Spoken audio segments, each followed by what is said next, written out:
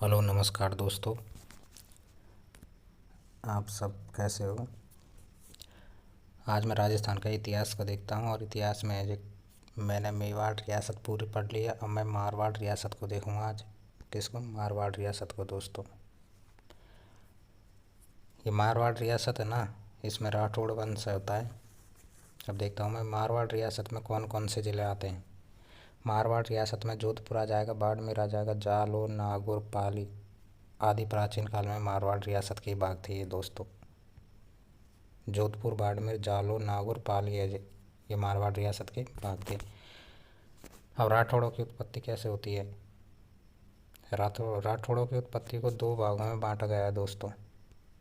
एक तो कन्नौज की गैडवालों से ली गई है राठौड़ों की उत्पत्ति, और एक दक्षिण में राष्ट्रकूटों से।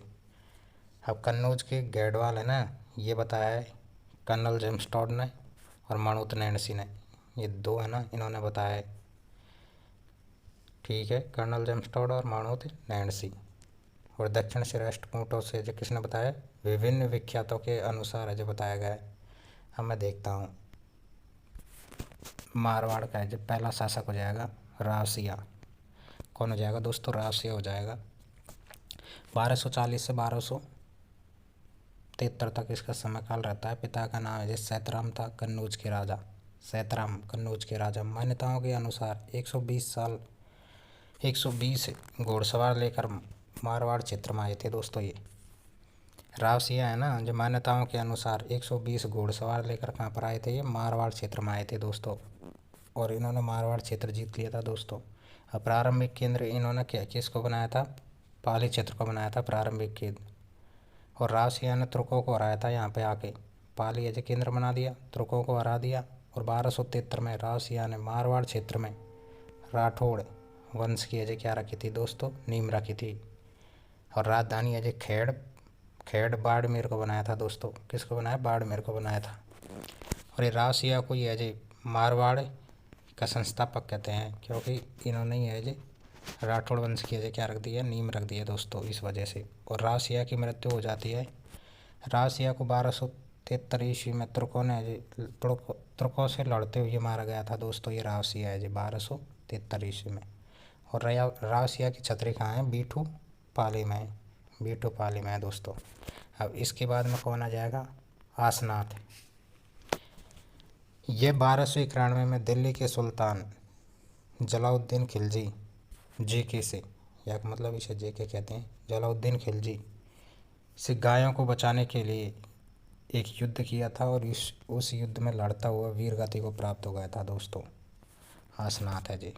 अब इसके बाद में अगला शासक आ जाएगा दोहड़। दोहड़ को देख लीजिए।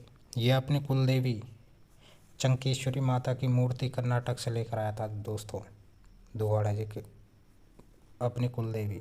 इनकी मारवाड़ों की कुलदेवी थी ना, चंकेश्वरी माता की मूर्ति कहाँ से लेकर आया था? ये कर्नाटक से लेकर आया था दोस्तों। और इनका मंदिर है जी नगाड़ा गांव बाड़मेर में बनवाया था। किसका? चंकेश्वरी माता का मंदिर है जी कहाँ पर? नगाड़ा गांव बाड़मेर में बनवाया था।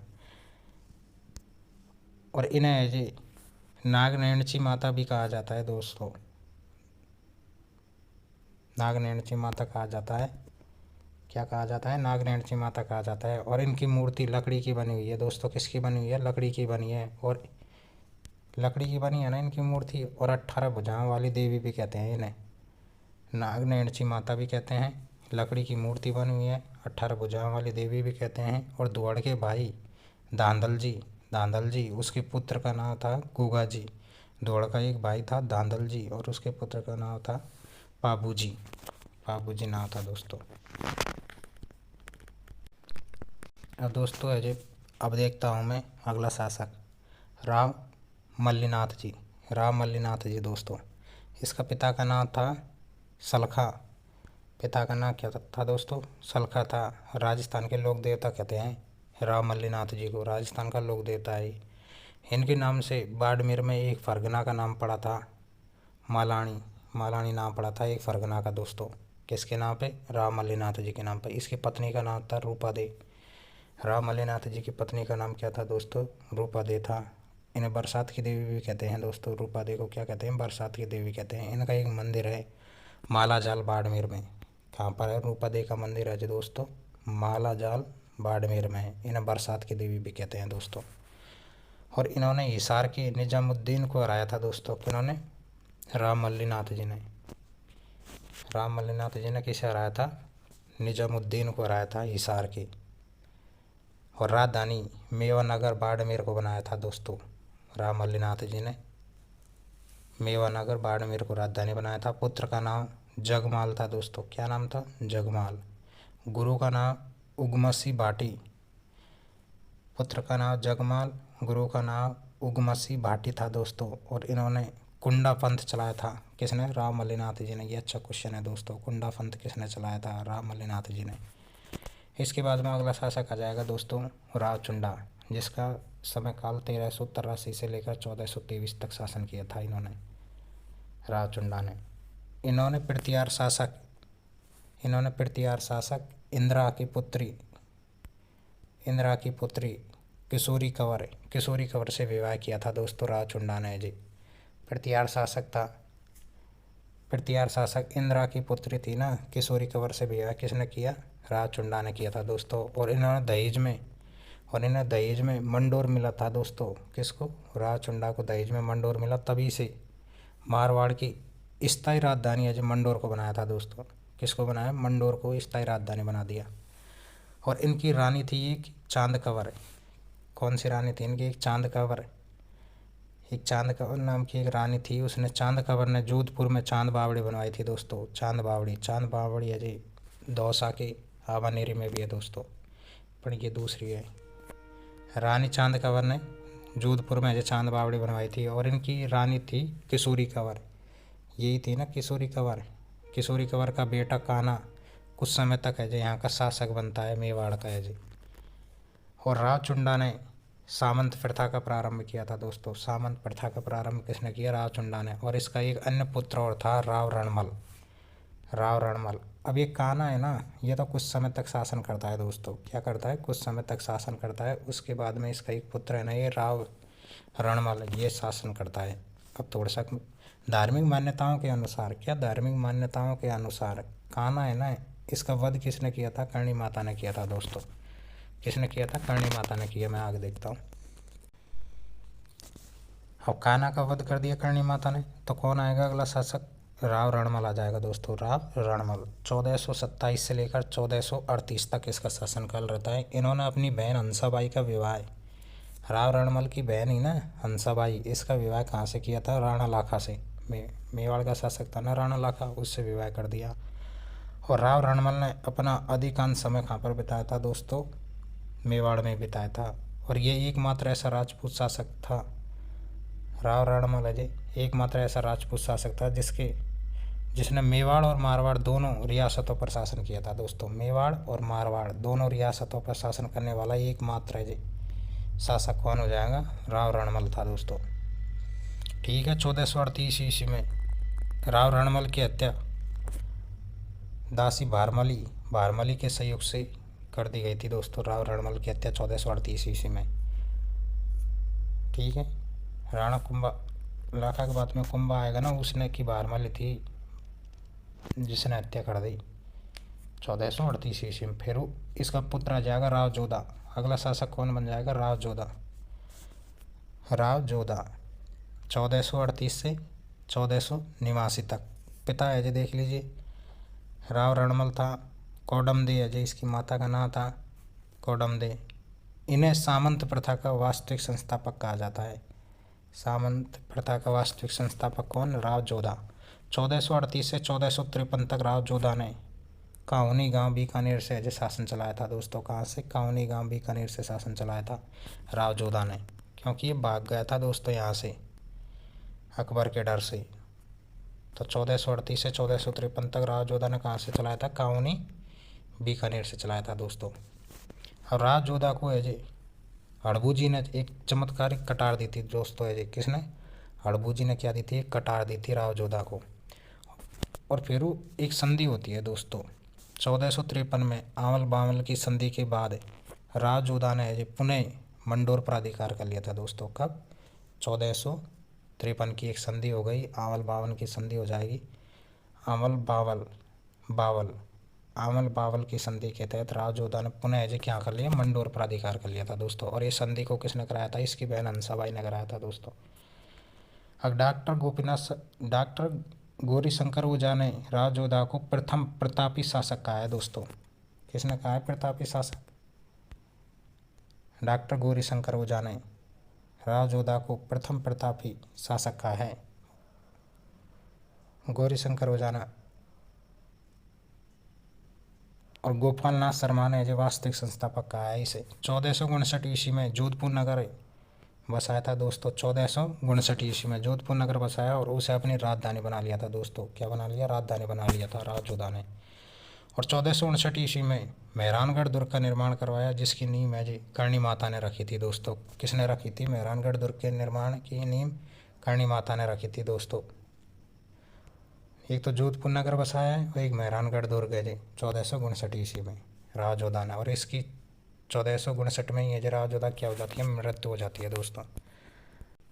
अब ये राव जोधा है ना, इसका एक बड़ा पुत्र था राव बीका। कौन था दोस्तों? राव बीका था इसका एक बड़ा पुत्र। राव बीका ने 1465 में बीकानेर रियासत की स्थापना की थी दोस्तों। कब की थी? 1465 में बीकानेर रियासत की स्थापना की। और 1488 में बीकानेर नगर को बसाया था दोस्तों। किसे बसाया था? बीकानेर नगर को बसाया था। बीकानेर नगर को बसा दिया राव बीका ने। जोधपुर नगर को राव जोधा ने बसा दिया था दोस्तों। अब आ जाएगा राव सातल देव। राव सातल देव 1489 से 1492 तक। राव सातल देव ने सातलमेर कस्बा बसाया था। सातलमेर कस्बा बसाया था दोस्तों। सातल देव ने सातलमेर कस्बा बसाया और लोक देवता रामदेव जी ने इनका नाम बदलकर पोखरण रखा था दोस्तों। ये क्वेश्चन अच्छा है। राव सातल देव ने जी सातलमेर कस्बा बसाया था दोस्तों और लोक देवता रामदेव जी ने इसका सातल देव का नाम बदलकर पोखरण रखा, जिसे अपनी बहन या मतलब रामदेव जी की बहन सुगना बाई को एज दहेज में दे दिया था दोस्तों। पोखरण किसे दे दिया? सुगना बाई को दहेज में दे दिया दोस्तों। ठीक है। अब देखिए राव सातल देव है ना, इनकी रानी फूला भटियाणी ने फूले तालाब का निर्माण करवाया। फूले भटियाणी ने फूले तालाब का निर्माण कराया था। इसकी रानी हो जाएगी राव सातल देव की। और राव सातल देव के समय अजमेर की मल्लू खां और उसके सेनापति घुड़ले खां ने मारवाड़ में शिव पार्वती पूजन करती हुई 140 कन्याओं का अपहरण कर लिया था दोस्तों। क्या होता है दोस्तों, इसको देखिए यहाँ पे। राव सातल देव के समय अजमेर की बात है, उसमें मल्लू खां था, एक तो डकैत था ये मल्लू खां और उसके सेनापति, या मतलब राव सातल देव ये मल्लू खां और उसके सेनापति, या मतलब मल्लू खां के सेनापति घुड़ले खां ने मारवाड़ में शिव जी की जो पूजा कर रही थी 140 महिलाओं, जिनका क्या कर लिया दोस्तों? अपहरण कर लिया। तब राव सातल देव ने अपनी अजय भाई सूजा के साथ मिलकर किसके साथ? सूजा के साथ मिलकर 1492 में पीपाड़ का युद्ध लड़ा था दोस्तों। पीपाड़ का युद्ध लड़ा, जिसमें मल्लू खां पराजित होकर भाग गया था दोस्तों। मल्लू खां तो अजय पराजित होकर भाग गया तथा इसके सेनापति घुड़ले खां का अजय गर्दन काट दी गई थी दोस्तों। घुड़ले खां की इसका सेनापति था ये किसका? राव सातल देव का सेनापति घुड़ले खां की अजय गर्दन काट दी और इसे तीरों से छिद्रित कर दिया था दोस्तों। तीरों से छिद्रित कर दिया। और यह घटना चैत्र कृष्ण अष्टमी की है। कब किया दोस्तों? चैत्र कृष्ण अष्टमी की है यह घटना। चैत्र कृष्ण अष्टमी की घटना है, इसलिए इस दिन को अजय घुड़ला महोत्सव के रूप में मनाया जाता है। अजमेर में घुड़ला महोत्सव के रूप में मनाया जाता है तथा घुड़ला नृत्य किया जाता है। क्या किया जाता है? घुड़ला नृत्य किया जाता है। और यह घुड़ला महोत्सव की शुरुआत इसकी बेटी थी ना गिदोली, इसने की थी दोस्तों। घुड़ला महोत्सव की शुरुआत है गुड़ले खां की पुत्री थी गिदोली। इसने अजय गुड़ले महोत्सव की शुरुआत की थी दोस्तों। और अब आगे देखिए, इस युद्ध में राव सातल देव घायल हो गया और 1492 में अजय मृत्यु हो जाती है। राव सातल देव की भी अजय कब हो जाती है? 1492 में। कौन से युद्ध में? पीपाड़ का युद्ध हुआ था ना। गुड़ले खां और मल्लू खां एक तरफ थे और सूजा खां और अजय राव सातल देव एक तरफ थे। इस युद्ध में अजय, पीपाड़ का युद्ध में अजय क्या हो जाएगा? राव सातल देव अजय घायल हो गया और 1492 में मृत्यु हो जाती है। अब राव सूजा आ जाएगा दोस्तों, इसको देखते हैं।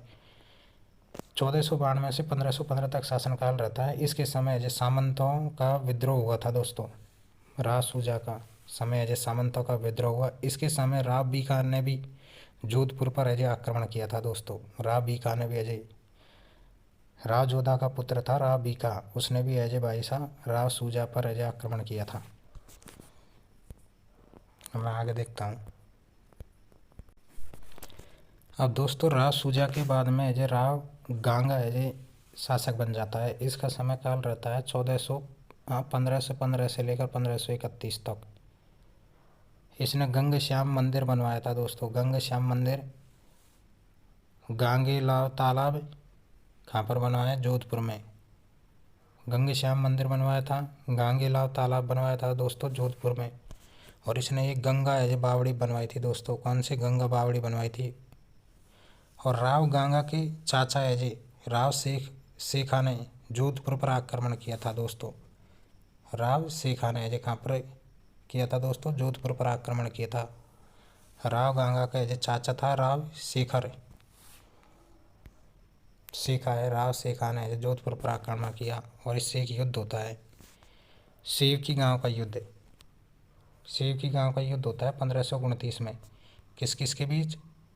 राव गांगा के बीच होता है वर्सेज अजय राव शेखा। राव शेखा की तरफ एक और था दौलत खां नागौर का, साथ दे रहा था राव शेखा का।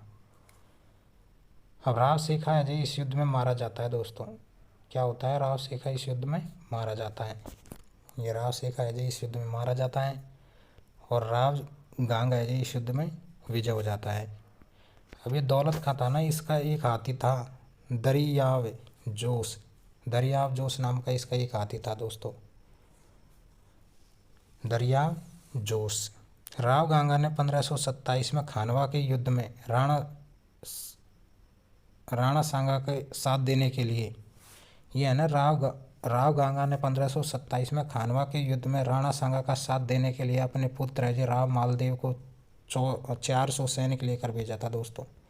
कितना सैनिक लेकर? 400 सैनिक लेकर अजय राव गांगा ने 1527 की घटना है। 1527 में खानवा का युद्ध में अजय राणा सांगा का साथ देने के लिए किसे भेजा था? राव गांगा का पुत्र था राव मालदेव को अजय भेजा था दोस्तों। 400 सैनिक लेकर भेजा। और राव मालदेव ने अपनी अजय पिता राव गांगा की हत्या कर दी थी। राव मालदेव जब जरा वहाँ से लौटा था ना, तब इसने अजय क्या? राव गांगा या मतलब अपने पिता की हत्या कर दी थी। इसीलिए राव मालदेव को ही मारवाड़ का प्रथम पितृहंता माना जाता है दोस्तों। मारवाड़ का क्या माना जाता है? प्रथम पितृहंता माना जाता है दोस्तों मारवाड़ का प्रथम पितृहंता किसे माना जाता है? राव मालदेव को माना जाता है। अब मैं राव मालदेव को देखता हूँ दोस्तों।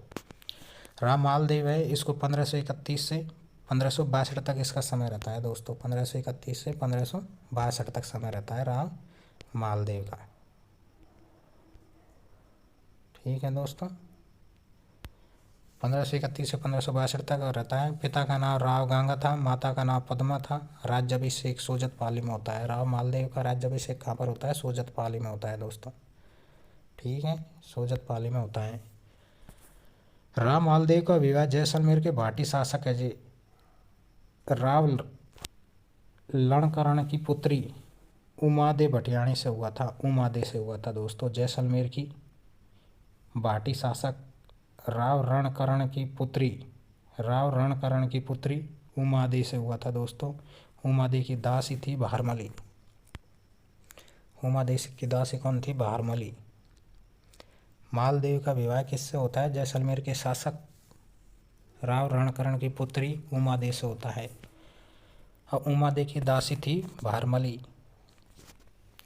ये राव मालदेव है ना, जे थोड़ा अपनी नीतियाँ सही न होने के कारण भारमली की तरफ है जे अपनी निगाह दर्शाता है।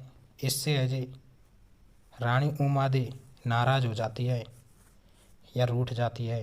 रानी, फिर देखिए आप आगे, रानी उमादे यहाँ से रूठ कर है जे तारागढ़ दुर्ग अजमेर में चली गई थी दोस्तों। रूठ कर है जे भारमली इससे फिर है जे ये मालदेव है जे ले जाता है भारमली को साथ में है जे। इससे रानी है जे उमादे रूठ कर है जे कहाँ पर चली गई थी दोस्तों, तारागढ़ दुर्ग में चली गई थी और वहाँ पर अपना है जे अधिकांश समय बिताया था दोस्तों। कहाँ पर? तारागढ़ दुर्ग में दोस्तों। और रूठी रानी को मनाने के लिए मालदेव ने है जे किसे भेजा था दोस्तों? ईसरदास बारठ को। ईसरदास बारठ को भेजा था दोस्तों है जी। रूठी रानी को मनाने के लिए मालदेव ने भेजा था ईसरदास बारठ को। अब देखिए रूठी रानी के पास अन्य रानियों ने है जी आसानंद को भेजा था दोस्तों। जैसे ही मालदेव ने है जी ईसा बारठ को भेजा तो फिर मालदेव की और रानियाँ थी ना, उन्होंने वहाँ से आसानंद को भेजा था दोस्तों, आसानंद को रूठी रानी से मिलने के लिए। और इनकी मुलाकात है जी कौसाना गांव जोधपुर में हुई थी दोस्तों। आसानंद की और रूठी रानी की मुलाकात कहाँ पर होती है? कौसाना गांव जोधपुर में हुई थी दोस्तों। और यहाँ से रूठी रानी गुंदोज पाली चली गई थी दोस्तों है जी, गुंदोज पाली। आसानंद से है जी मिलकर रूठी रानी कहाँ पर चली गई थी? गुंदोज पाली में चली गई थी दोस्तों।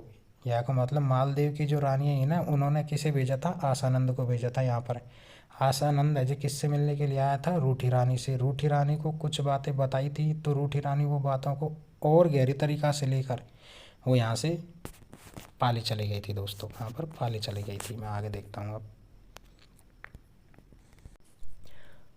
और फिर क्या होता है आगे? रूठी रानी है जो पाली चली जाती है और गुंदोज पाली से कैलवा राज संबंध चली जाती है। कहाँ पर चली जाती है? वहाँ से भी पाली से कैलवा राज संबंध चली गई रूठी रानी।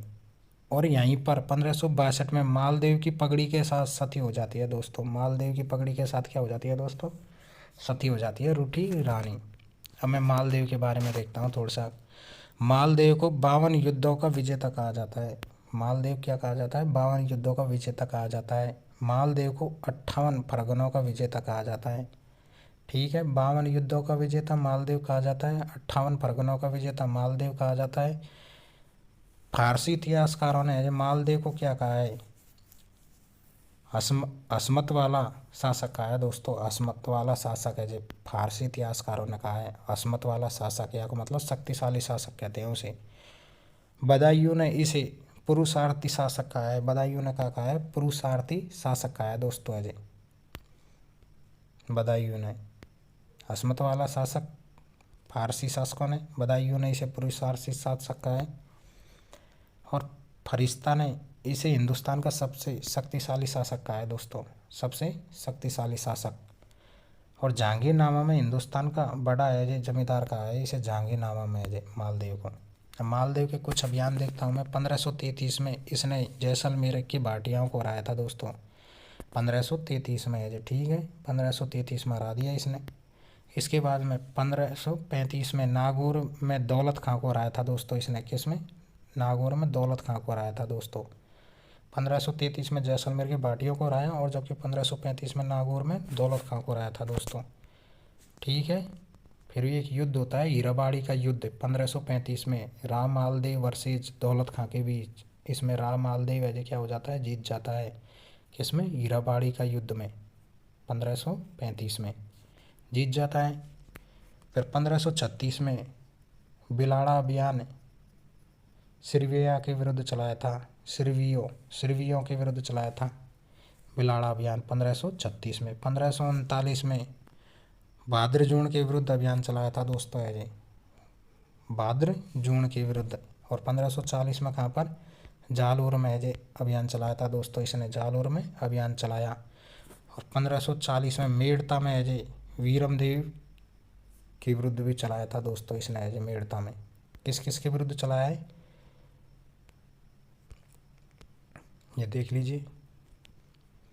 1536 में बिलाड़ा, 1539 में भाद्रजूण, 1540 में जालोर और 1540 में फिर मेड़ता के वीरमदेव के विरुद्ध।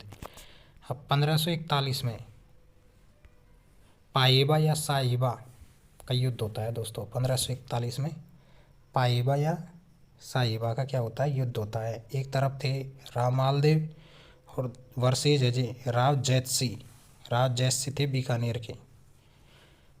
एक तरफ कौन थे भाई साहब, पाएबा या साहिबा का युद्ध 1541 में होता है। एक तरफ मालदेव थे, दूसरी तरफ राव जैतसी जो कहाँ के थे, बीकानेर के थे दोस्तों।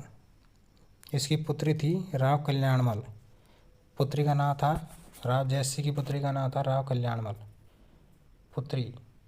जब राव जैतसी अजय घायल हो जाते हैं तब अजय राव मालदेव विजय हो जाता है, इसमें विजय हो जाता है और बीकानेर पर अधिकार कर लेता है। कहाँ पर कर लेता है, बीकानेर पर राव मालदेव। और यहाँ का प्रशासक किसे बना देता है, राव मालदेव के अजय सेनापति थे ना जैता और कूपा को यहाँ का प्रशासक बना देता है बीकानेर का। और इस युद्ध से पहले राव जैतसी ने शेरशाह से सहायता मांगी, लेकिन अजय उस समय से नहीं पहुंच पाया था दोस्तों।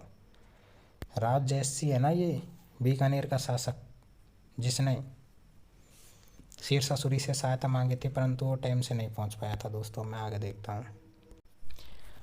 अब अजय राव मालदेव और हुमायूं के बीच में क्या क्या होता है। 1539 में चौसा का युद्ध होता है। पहले इस हुमायूं और शेरशाह के बीच में होता है 1539 में चौसा का युद्ध।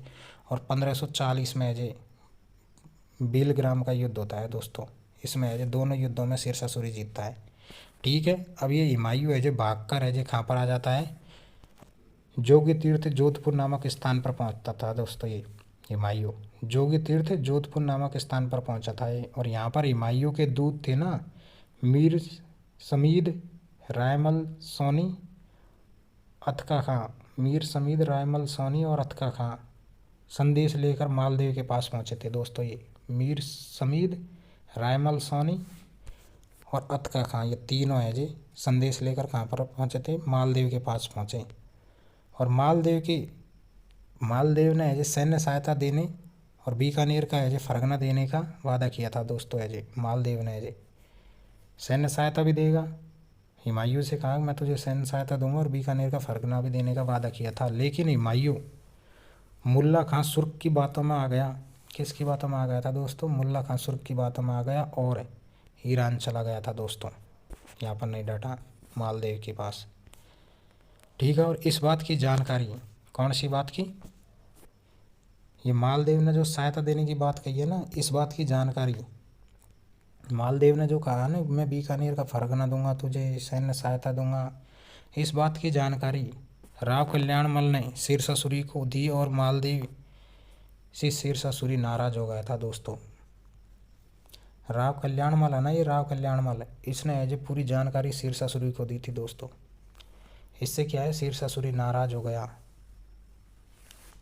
गया तो भाई साहब शेरशाह क्या कर देता है, युद्ध कर देता है मालदेव पर। ग्रीष्ममेल का युद्ध, सामीला या जैतारण का युद्ध कहते हैं इसे। ग्रीष्ममेल का युद्ध, सामीला जैतारण का युद्ध 5 जनवरी 1544 को होता है दोस्तों। 5 जनवरी 1544 को होता है। एक तरफ था मालदेव के सेनापति थे जैतार कूपा, एक तरफ था शेरशाह और शेरशाह का साथ दे रहा था राव कल्याणमल और वीरमदेव। कौन कौन दे रहे थे, शेरशाह था स्वयं, है ना, शेरशाह था स्वयं, राव कल्याणमल था और वीरमदेव थे। अब शेरशाह का सेनापति भी था जलाल खां जलवानी। ठीक है। अब इन्होंने एक नीति बनाई और नीति में ये बनाया था कि अजय आप राव मालदेव से युद्ध को जीत नहीं सकते, तो इन्होंने क्या नीति बनाई, जो राव मालदेव के सेनापति थे ना जैता और कूपा, इनका शिविर लगा हुआ था, सेना का शिविर। तो ये क्या है, जो इसकी झुग्गी थी ना उसके वहाँ पर अजय 1,000 10,000 रुपये धर के आ गए। कौन, शेरशाह और राव मालदेव और वीरमदेव, इनकी योजना के तहत अजय सेनापतियों के द्वारा जैता और कूपा के वहाँ पर अजय 1,000 रुपये धर के आ गए। अब इसकी जानकारी किसको लग जाती है? मालदेव को पता चल जाता है इस बात का। तो मालदेव ने सोचा जैता और कूपा ने अजय मेरे मारने के क्या ले लिए? सुपारी ले लिए। इस वजह से इस युद्ध से पहले ही राम मालदेव सिवाना दुर्ग बाड़मेर में जाकर क्या लेता है? शरण लेता है। जैता कूपा के अजय ऐसा सोचने के कारण अजय मालदेव अजय कहाँ पर चला जाता है? सिवाना के दुर्ग बाड़मेर में जाकर क्या ले लेता है? शरण ले लेता है, जिससे मारवाड़ शासकों की शरण स्थलीय कहा गया किसे? सिवाना दुर्ग को। इसके पश्चात हुए युद्ध में जैता और कूपा सहित सभी राजपूत वीरगति को लड़ते हुए प्राप्त हो जाते हैं दोस्तों। मालदेव तो अजय सिवाना के दुर्ग में चला गया बाड़मेर में, परंतु इसके जो सेनापति थे ना जैता और कूपा, वो लड़ते हुए वीरगति को प्राप्त हो जाते हैं दोस्तों। और इस युद्ध में शीर्षासुरी भी हारते हारते जीता था दोस्तों। कौन से? गिरिसुमेल का युद्ध में शीर्षासुरी भी अजय हारते हारते जीता था। और शीर्षासुरी ने कहा एक बात है कि मैं मुट्ठी पर बाजरे के पीछे हिंदुस्तान की बादशाहत खोदी होती मैंने। शीर्षासुरी ने क्या लाइन कही उसको देखिए कि मैं एक मुट्ठी भर बाजरे के लिए हिंदुस्तान की पूरी बादशाहगिरी को दांव पर लगा दी मैंने।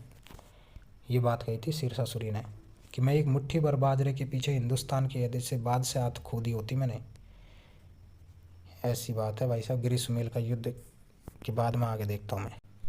शीर्षासुरी ने फिर मारवाड़ का शासक खुवास खां को बनाया था दोस्तों, क्योंकि शीर्षासुरी जीत जाता है और किसे यहाँ का प्रशासक बना देता है?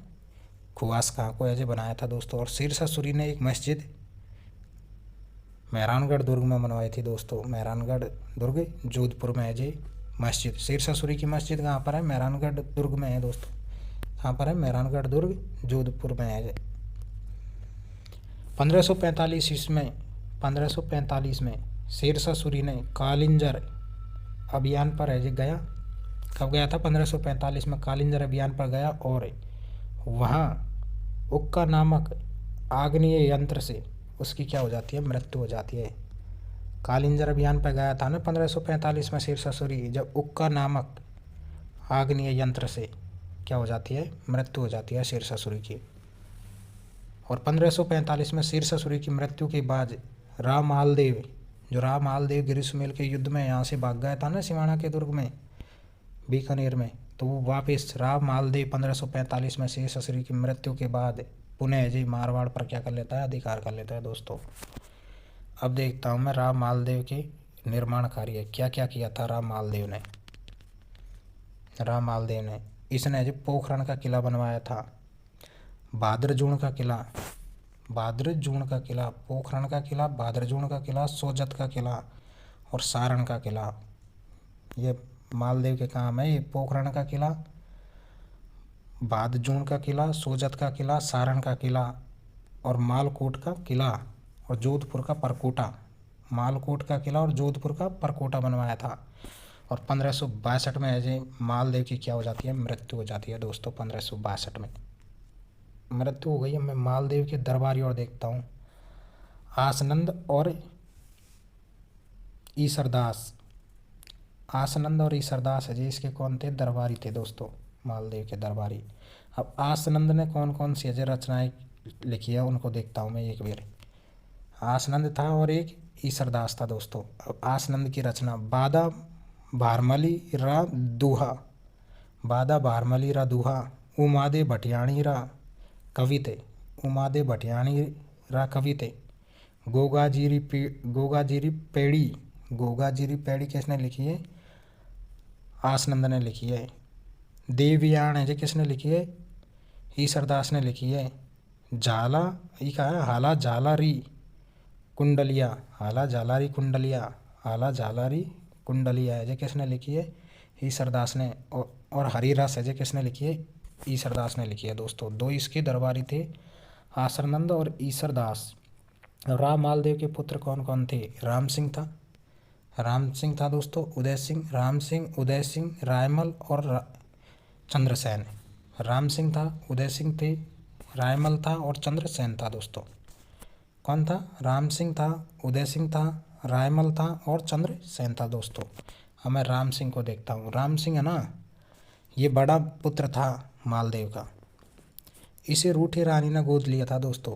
किसको? राम सिंह को है जी, रूठी रानी ने गोद ले लिया और इससे राम मालदेव नाराज हो गया। रूठी रानी ने जैसे गोद लिया तो राम मालदेव नाराज हो गया कि रानी रूठ कर यहाँ से चली गई है और मेरे पुत्र को गोद ले रही है, परंतु यहाँ पर आ नहीं रही, इस बात से नाराज हो गया। और राम सिंह को एज सोजत की एज जागीर मिली थी दोस्तों, सोजत की जागीर। इसने एज विद्रोह किया और नाराज होकर अकबर के पास चला गया था दोस्तों।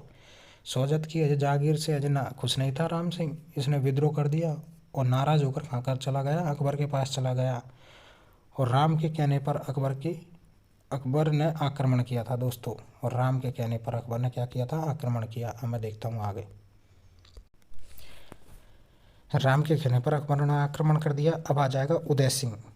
उदय सिंह को क्या मिला था? ये मालदेव का दूसरा पुत्र था उदय सिंह। इसे फलोदी की जागीर मिली। कहाँ की मिली थी? फलोदी की जागीर मिली। और ये भी नाराज हो गया और इसने भी विद्रोह कर दिया और ये भी अकबर के पास चला गया था दोस्तों। कौन? उदय सिंह भी। फिर रायमल, इसे सिवाना दुर्ग की जागीर मिली थी। अब रायमल का एक पुत्र था कल्ला रायमलोत, इसे सिवाना दुर्ग मिला था दोस्तों अजय रायमल को। और इसकी पत्नी का नाम क्या था? भानकवर था दोस्तों। रायमल की पत्नी का नाम भानकवर। 1589 में अकबर ने अजय सिवाना पर आक्रमण कर लिया दोस्तों। अकबर ने सबसे पहले यहीं पर आक्रमण किया था 1589 में और उसे जीत लिया। और कल्ला रायमलोत की पत्नी भानकवर ने जौहर कर लिया था दोस्तों। जैसे ही अकबर ने यहाँ पर अजय आक्रमण किया और कल्ला रायमलोत की पत्नी भानकवर ने अजय जौहर किया था दोस्तों। यहाँ पर अजय किसने? जौहर कर लिया दोस्तों।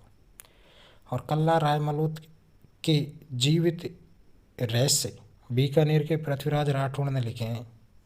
जो एक कल्ला रायमलोत है ना, इसके दो जीवित रहस्य हैं वो बीकानेर के पृथ्वीराज राठौड़ ने लिखे हैं दोस्तों। अब इनके बाद में इसका मालदेव का चौथा पुत्र आ जाएगा राव चंद्रसेन। अब ये शासन करता है 1562 से 1581 तक दोस्तों। 1562 से 1581 तक इसका जन्म हो जाएगा दोस्तों। इसका जन्म कब होगा?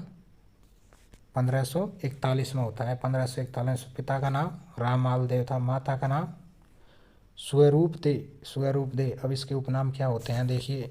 मारवाड़ का प्रताप है। मारवाड़ का प्रताप का अग्रगामी।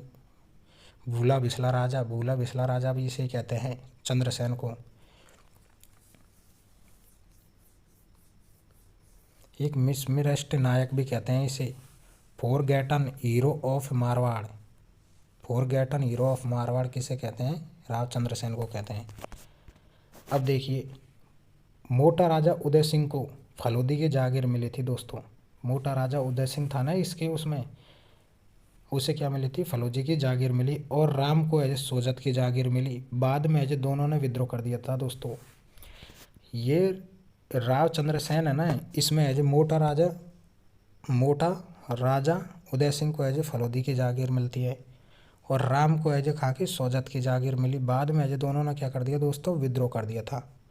अब देख लीजिए, इनके दोनों ने युद्ध किया है इससे, राव चंद्रसेन से।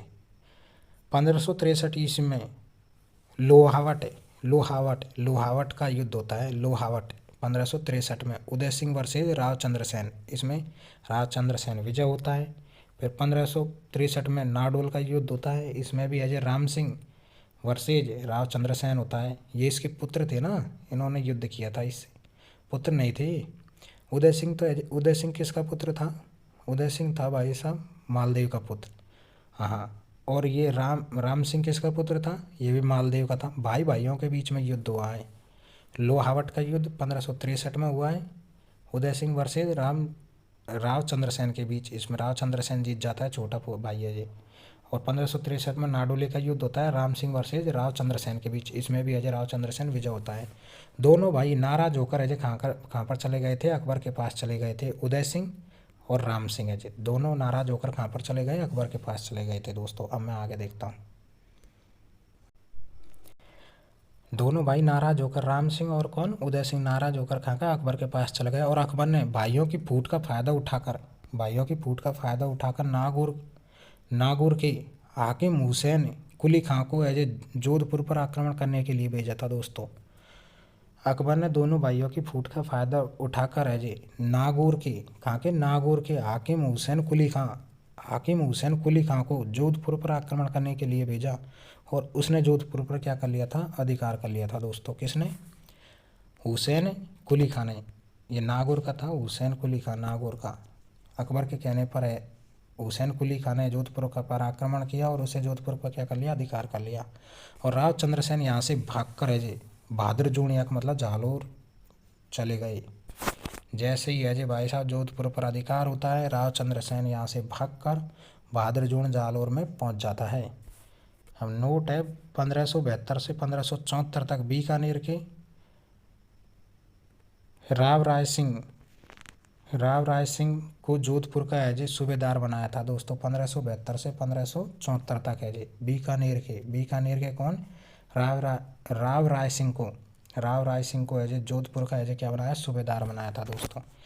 अब एक नागौर दरबार लगता है दोस्तों, नागौर दरबार बीच में ही है 1570 में लगता है। कब लगता है? 1570 में। सहयोगी कौन थे? बहारमल थे इसके सहयोगी कौन थे इसके? बहारमल थे दोस्तों। और इसका उद्देश्य का था अकाल राहत कार्यों के लिए लगाया था दोस्तों। इसका उद्देश्य था अकाल राहत कार्यों के लिए। अकबर ने सुख्ता तालाब बनवाया था इसमें अकबर ने क्या बनाया? सुख्ता तालाब बनवाया। और नीति काय थी इसकी नागौर दरबार की सुलह कुल की नीति थी दोस्तों, सुलह कुल की नीति थी इसमें। वास्तविक उद्देश्य क्या था इसका? अधीनता स्वीकार कराना। अकबर इसमें क्या करा रहा है? अधीनता स्वीकार करा रहा है दोस्तों। नागौर दरबार में सर्वप्रथम बीकानेर के राव कल्याणमल ने अकबर की अधीनता को स्वीकार कर लिया था दोस्तों। बीकानेर का जो राजा था ना राव कल्याणमल, उसने अकबर की अधीनता को स्वीकार किया था सबसे पहले। तथा अपने दो पुत्र राय सिंह तथा कृष्ण पृथ्वीराज राठौड़ को अकबर के दरबार में नियुक्त कर दिया था दोस्तों। बीकानेर के राजा था ना राव कल्याणमल, इसने अकबर की अधीनता स्वीकार कर ली। और इसके दो पुत्र थे ना राय सिंह तथा पृथ्वीराज राठौड़, इनको अकबर के दरबार में क्या कर दिया था दोस्तों, इसने नियुक्त कर दिया था दोस्तों। और जैसलमेर के हरिया बाटी और हाड़ौती के सुरजनहाड़ा ने भी अकबर की अधीनता को स्वीकार किया था दोस्तों। जैसलमेर के हरिया बाटी था एक तो, जैसलमेर का कौन था? हरिराय बाटी और हाड़ौती के सुरजनहाड़ा, इसने भी अकबर की अधीनता को स्वीकार कर लिया था दोस्तों। दोनों ने, हाड़ौती के और जैसलमेर का ने भी। और बीकानेर का तो कर ही चुका है पहले। बीकानेर और जैसलमेर ने अकबर से वैवाहिक संबंध स्थापित किए थे दोस्तों। बीकानेर और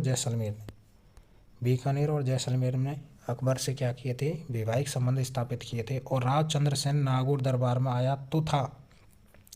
अब ये राव चंद्रसेन है ना जब नागौर दरबार में आया था दोस्तों, लेकिन बिना अधीनता स्वीकार किए यहाँ से पुणे चला गया था दोस्तों। ये राव चंद्रसेन है जो नागौर दरबार में आया तो था दोस्तों, पर बिना अकबर की अधीनता स्वीकार किए यहाँ से पुणे चला गया।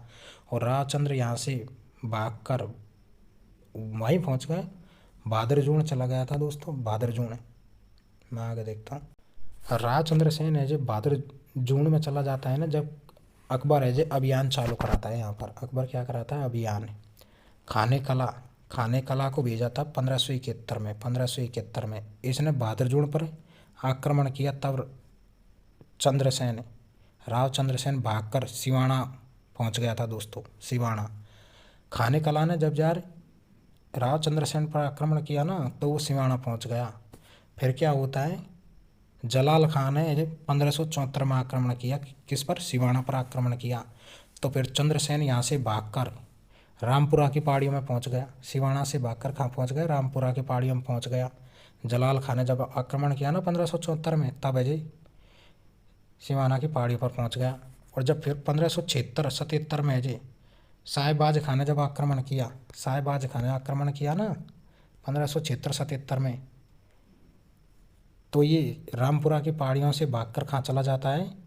पीपलूद व काणूजा की पहाड़ियों में चला जाता है। पीपलूद व काणूजा की पहाड़ियों में चला गया।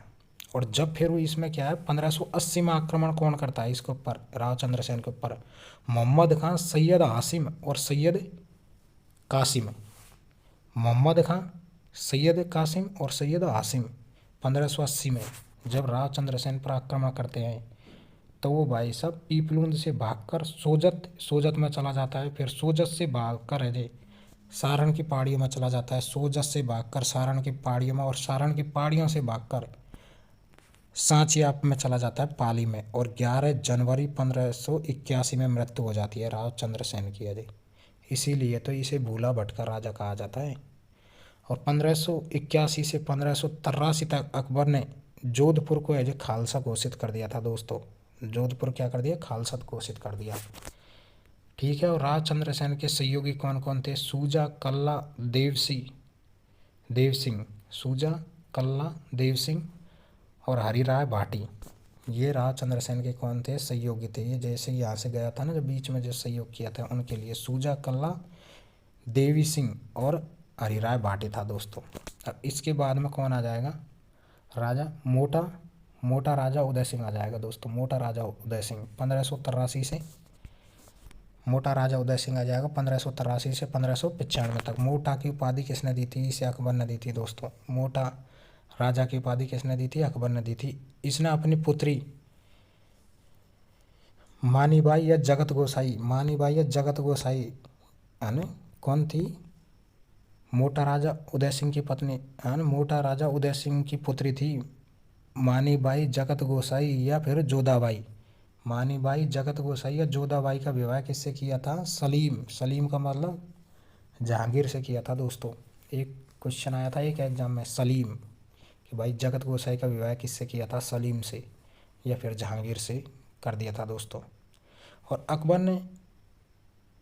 अकबर ने ऐसे 1000 की इसे 1000 क्या दी थी दोस्तों? मनसबदारी भी दी थी भाई साहब मोटा राजा उदय सिंह को। मोटा राजा की उपाधि भी अकबर ने दी थी। मोटा राजा उदय सिंह मारवाड़ का पहला शासक है जिसने मुगलों की अधीनता को स्वीकार किया था और उसने वैवाहिक संबंध स्थापित किए थे दोस्तों।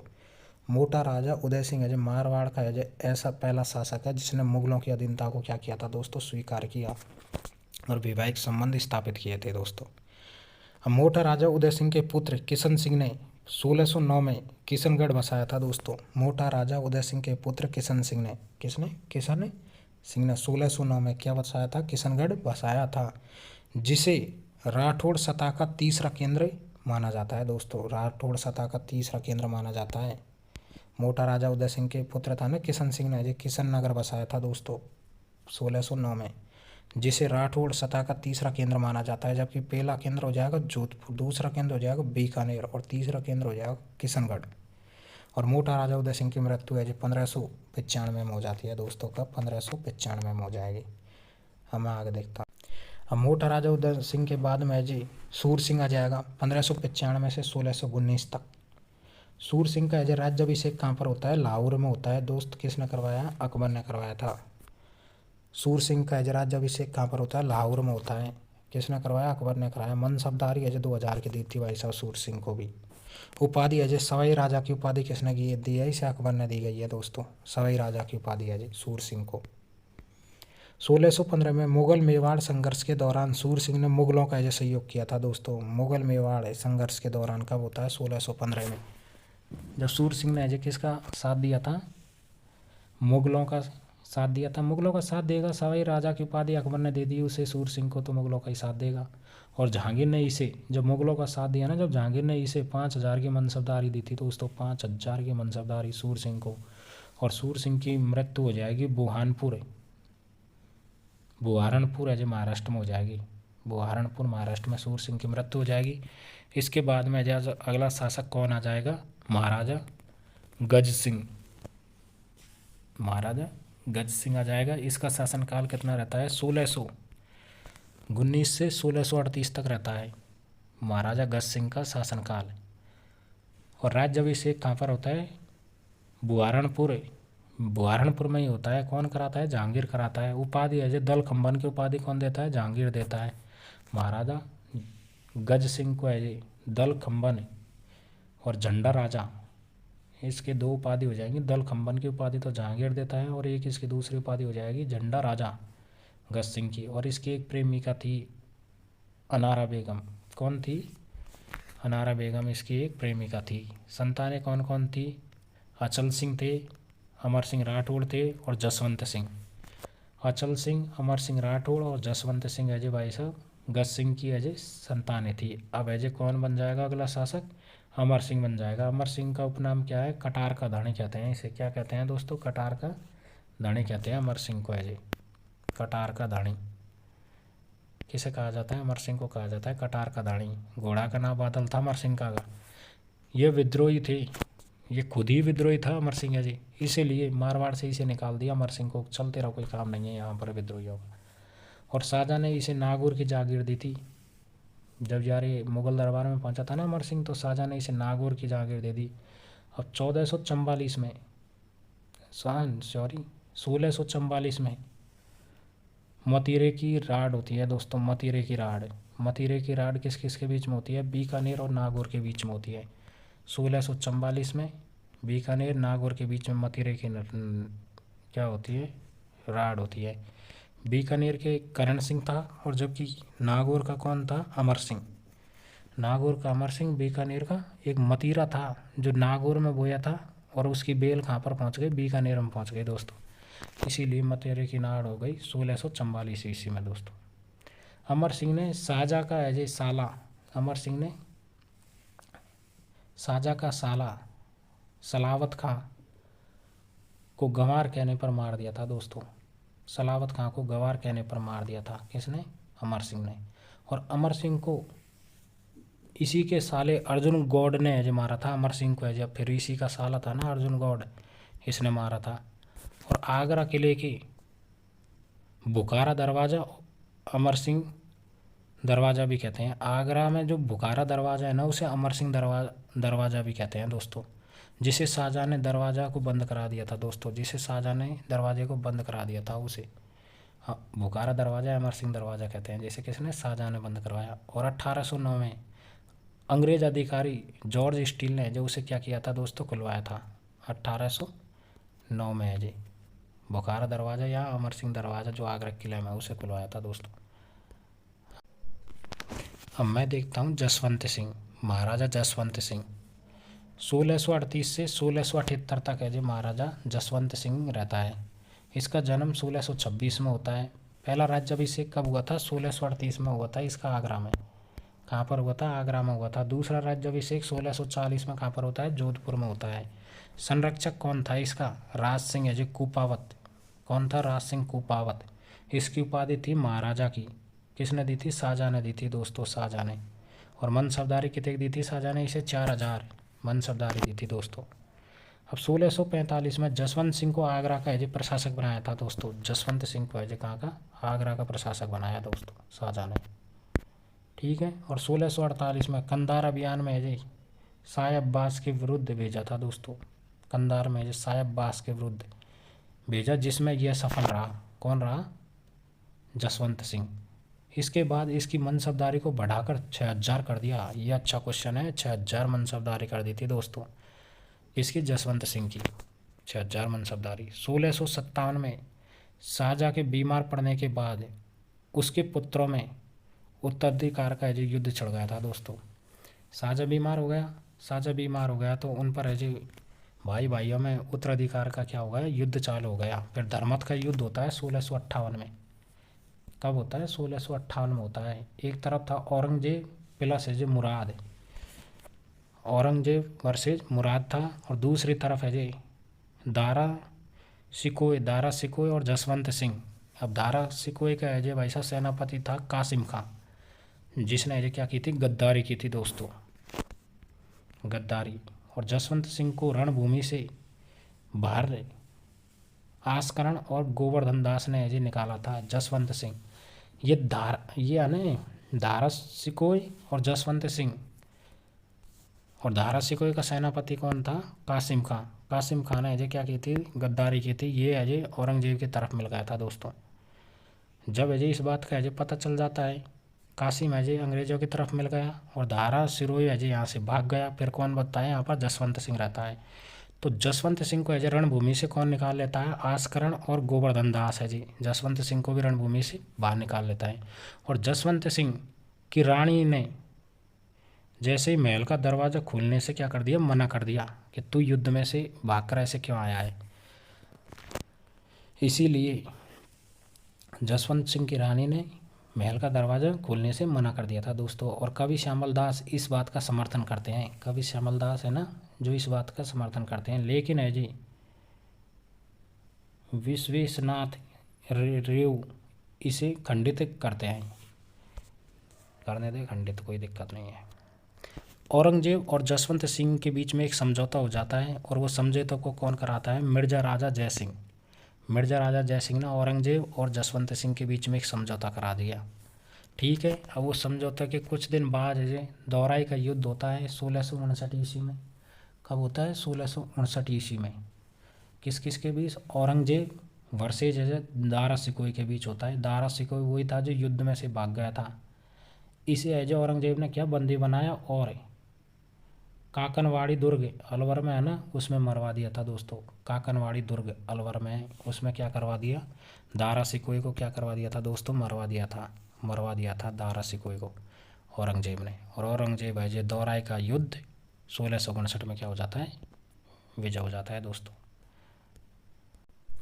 फिर 1662 में औरंगजेब ने जसवंत सिंह को शिवाजी के विरुद्ध शाउस्ता खां की मदद के लिए भेजा था दोस्तों। शिवाजी के विरुद्ध शाउस्ता खां था ना जिसने शिवाजी के ऊपर युद्ध किया था, उसकी मदद के लिए भेजा था 1662 में औरंगजेब ने। किसको? जसवंत सिंह को। और 1673 में काबिल भेजा था जसवंत सिंह को ही 1673 में। और 1678 में कहाँ पर भेजा था? अफगानिस्तान में क्या हो जाती है? मृत्यु हो जाती है जसवंत सिंह की 1678 में जमरूद अफगानिस्तान में क्या हो जाती है? जसवंत सिंह की मृत्यु हो जाती है। औरंगजेब ने जसवंत सिंह की मृत्यु पर कहा, आज कुफ्र का दरवाज़ा टूट गया है। आज कुफ्र का क्या टूट गया? दरवाज़ा टूट गया है दोस्तों। आज कुफ्र का दरवाज़ा टूट गया, जसवंत सिंह की मृत्यु पर कहा था। किसने? औरंगजेब ने। अब जसवंत सिंह को मैं देख लेता हूँ। इसका काल मारवाड़ चित्रकला का स्वर्ण काल कहलाता है दोस्तों। मारवाड़ चित्रकला का क्या कहलाता है? स्वर्ण काल कहलाता है दोस्तों। मारवाड़ चित्रकला का स्वर्ण काल कहलाता है जसवंत सिंह का। इन्होंने महाराष्ट्र में जसवंत नगर बसाया था दोस्तों। जसवंत नगर बसाया था, ठीक है, महाराष्ट्र में। रानी अतिरंग दे, जसवंत सिंह की रानी कौन थी? अतिरंग दे ने जान सागर बनाया था। जान सागर, महाराष्ट्र में जसवंत सागर, और अतिरंग दे इसकी रानी ने जान सागर बनाया था। रानी जसमादे ने क्या बनाया था? राई का बाग बनाया था और कागा का बाग। राई का बाग और कागा का बाग ये किसने बनाया? इसकी एक रानी थी ना जसमादे ने। ठीक है, अब जसवंत सिंह की रचना कौन कौन से हो जाएंगे उनको देखिए। ये जसवंत सिंह की रचना हो जाएगी आनंद विलास हो जाएगी। एक तो कौन सी हो जाएगी? आनंद विलास। एक हो जाएगी भाषा भूषण, और एक गीत महात्म्य।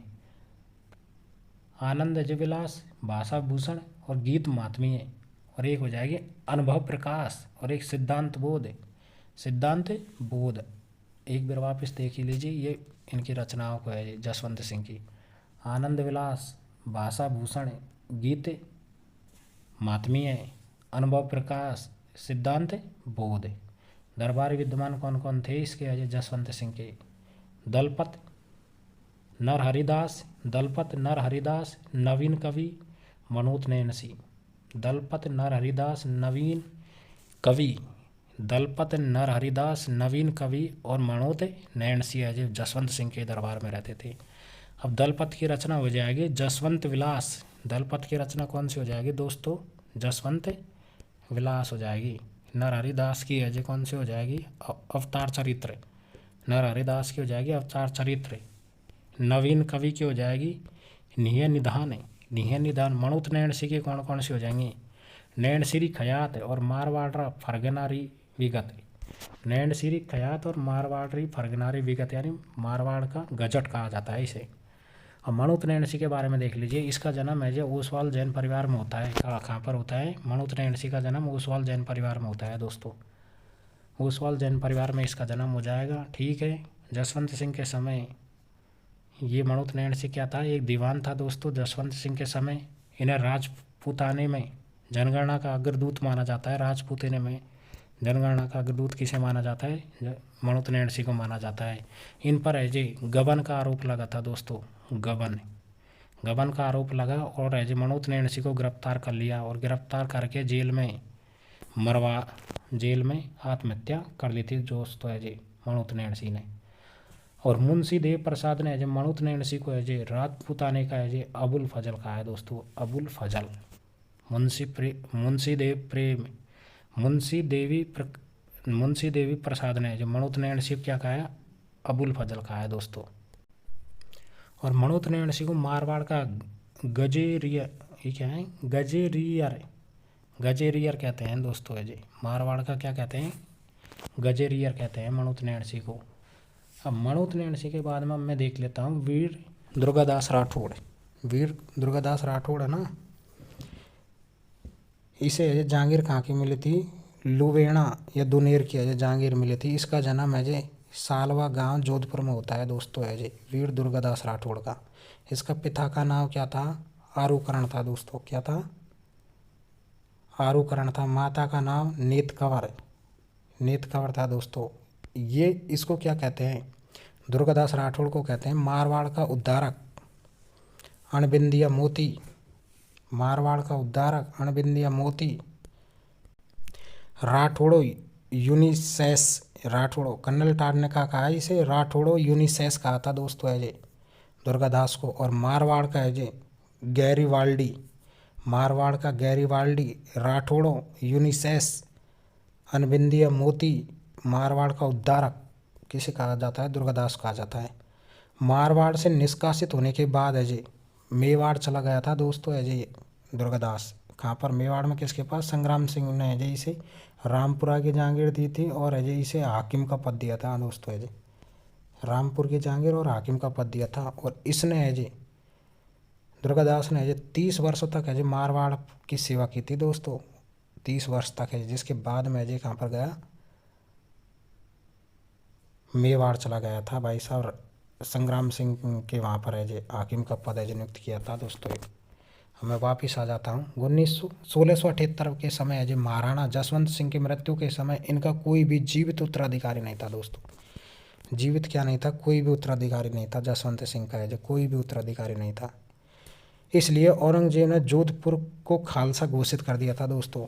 और जसवंत सिंह की मृत्यु के समय इसकी 2 रानी गर्भवती थी दोस्तों। कौन थी, 2 रानी गर्भवती थी जसवंत सिंह की मृत्यु के समय। अब वो 2 रानी कौन कौन थी, जादम रानी थी एक तो, और एक नरू की रानी। कौन थी, जादम रानी और एक नरू की रानी थी दोस्तों। अब जादम रानी का पुत्र कौन होता है, अजीत सिंह। और नरू की रानी के दलखंबन, कौन होता है, दलखंबन होता है इसका पुत्र, और ये हो जाएगा अजीत सिंह। अब ऐसे शासक कौन बन जाता है दोस्तों, महाराणा अजीत सिंह शासक बनता है 1707 से 1724 तक, महाराणा अजीत सिंह। इसका जन्म 1679 ईस्वी में लाहौर में होता है दोस्तों। कहाँ पर होता है, लाहौर में, 1669 ईस्वी में। माता का नाम जादम रानी, पिता का नाम जसवंत सिंह। ठीक है, पिता का नाम क्या हो जाएगा, जसवंत सिंह हो जाएगा दोस्तों।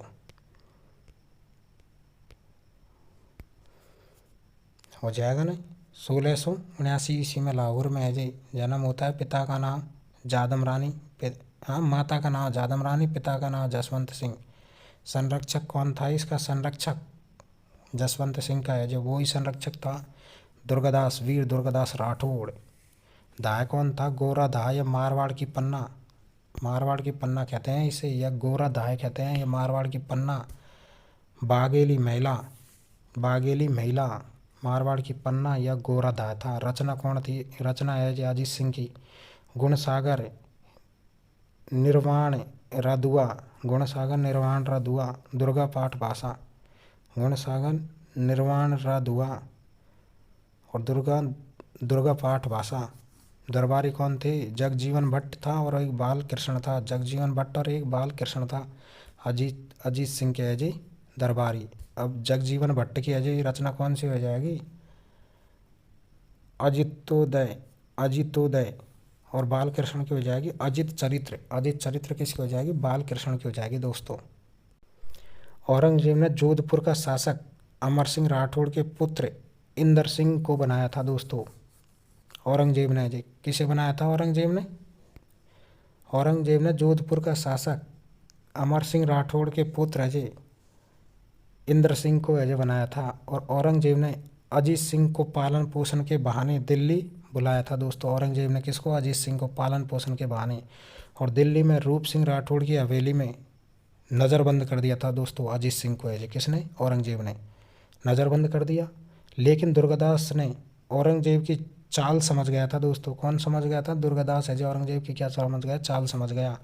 और दुर्गादास ने गौराधाय और मुकुंददास खींची। दुर्गादास ने गौराधाय और मुकुंददास खींची की सहायता से है जी अजीत सिंह को है जी महल से बाहर निकाला। कहाँ के महल से? औरंगजेब के महल से बाहर निकाला। और यहाँ पर एक नकली है जी अजीत सिंह को छोड़कर आए थे दोस्तों। है जी कौन छोड़कर आए थे? दुर्गादास, गौराधाय और मुकुंददास खींची।